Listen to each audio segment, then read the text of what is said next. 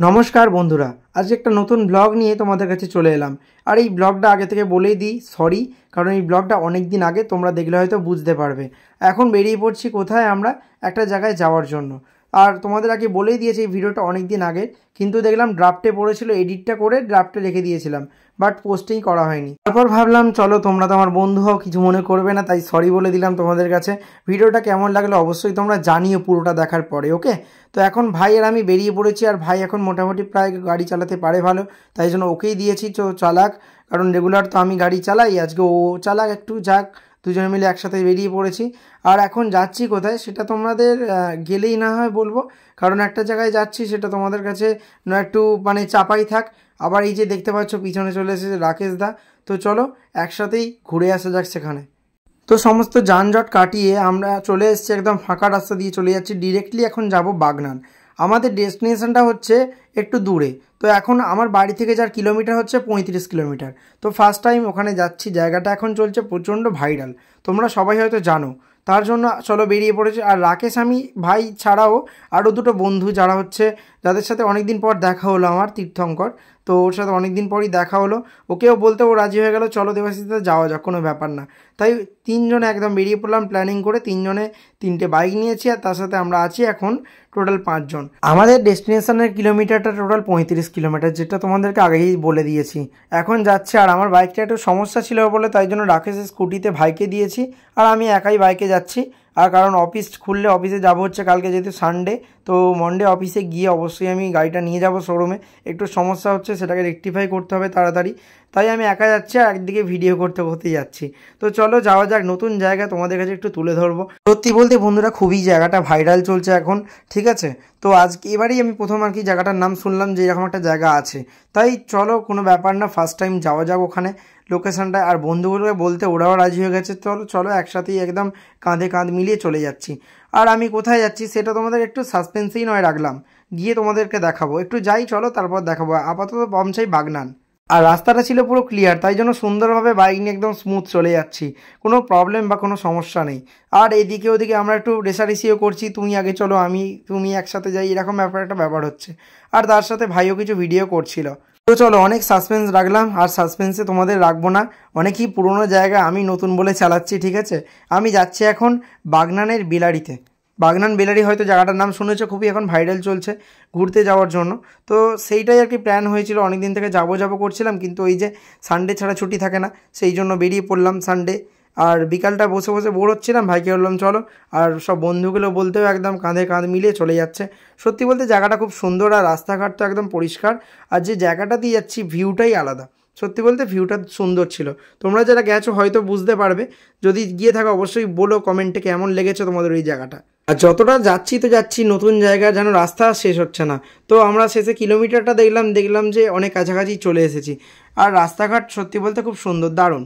আর এই যে একসাথে যাচ্ছি, আমরা প্রায় চলে এসেছি, অনেকক্ষণ পর রোদের দেখা মিলল, কারণ একদম মেঘলা ওয়েদার ছিল। আর এই যে সেই নাইস সুন্দর প্লেসটা, তো চলো তোমাদেরকে দেখাই এখন। রাকেশ দাকেও বলতে ও যে চলে এসেছে এটা ভাবিনি আমি, কারণ এখনও অতটা বেরোয় না, ঠিক আছে? আজকে যে বেরোলেছে এটাই অনেক। তো চলো একসাথে মিলে ঘুরতে বেরিয়েছি, দারুণ ব্যাপার।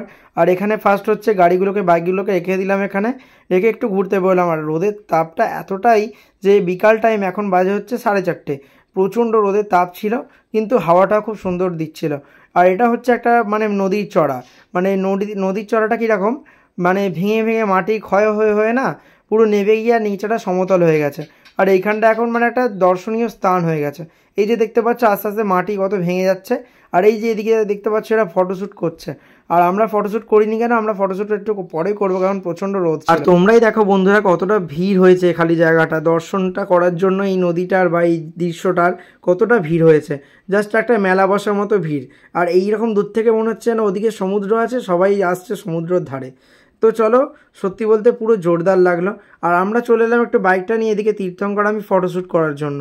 দেন এখানে কিছু ফটো নিয়ে নিচ্ছিলাম, ও আমার আর আমি ওর দুজনের আর কি ফটোশ্যুট করছিলাম এখানে। দেন ফটোগুলো খুব সুন্দরই উঠেছে, তার সাথে কিছু নিচ্ছিলাম সিনেমাটিক শট। তো এইগুলো নিয়েছি, এগুলো আমি ভিডিও দিয়েছি আগে, বাট এই ভিডিওটা ড্রাফটে ছিল বলে আমি আর দিতে পারিনি। ফাইনালি বন্ধুরা বেলারি জায়গাটা তো ঘোরা হলো, ঠিক আছে। এবার আমাদের চলে যেতে হবে বাড়ির পথে, প্রায় 5:45 বেজে গেছে। এবারে যাব, আর ওখানে দেখতে পাচ্ছিলাম একটাও চায়ের দোকান ছিল না ভালো, তাই জন্য ওখানে চা খাওয়া হয়নি। এখন বললাম তো চলো যাওয়া যাক বাইরে গিয়ে, ওখানে ফালতু চা আছে, ফালতু চায়ের স্টল থেকে একটু চা খাওয়া যাক। অনেক ভাইরাল চলছে ওই জায়গাটাও, ঠিক আছে। সবাই বলছে এখন ভাগনার ফালতু চা, তাই জন্য বাগনানেও স্টল ছিল, তাই ভাবলাম চলো সবাই ফালতু চায়ের দোকানে। তাই ওখানে এখন ডিরেক্টলি ডেস্টিনেশন ফালতু চা। তো রাকেশ দা পিছনে আসছে লাইট মেরে, আমাকে বলছে ভিডিও একটু করে দাও, বাট ওকে একটা ভিডিও করে দিচ্ছিলাম আর আমারও ভিডিও হচ্ছিল। এই যে 3 মাথা থেকে বেরিয়ে পড়লাম, এদিক থেকে ডান দিকে গেলে হচ্ছে শামপুর চলে যাচ্ছে, যেটা গাদিয়ারা। আর আমরা গিয়েছিলাম জাস্ট বাগনান থেকে, যদি বলা যায় 8 কিলোমিটার মতো লাগে, একদম প্রপার বাগনান থেকে 8 কিলোমিটার লাগে। তো চলো এখানে চলে এলাম, এই হচ্ছে সেই ফালতু চায়ের স্টল, ভাগনার ফালতু চা। এই স্টলে আমরা চলে এসেছিলাম। ভিড়টা দেখো তোমরা, প্রচণ্ড ভিড় হয়, এখন ভিড় ছিল। আমরা জাস্ট একটু দাঁড়িয়ে চা নিলাম, আর চাটা দিয়েছিল জাস্ট মাটির ভাঁড়েতে। কী কী আছে তোমরা এখানে সব দেখে নিতে পারো, কী কী আছে এখানে সব কিছুই পাওয়া যায়, পকোড়া থেকে শুরু করে চপ এবং আরও বিভিন্ন ধরনের জিনিস, ফাস্টফুড এখানে পাওয়া যাচ্ছে। সো বন্ধুগণ, আমাদের আমতাতেও এনাদের স্টল ওপেন হয়েছে এবং তার সাথে উদয়নারায়ণপুরেও আছে স্টল।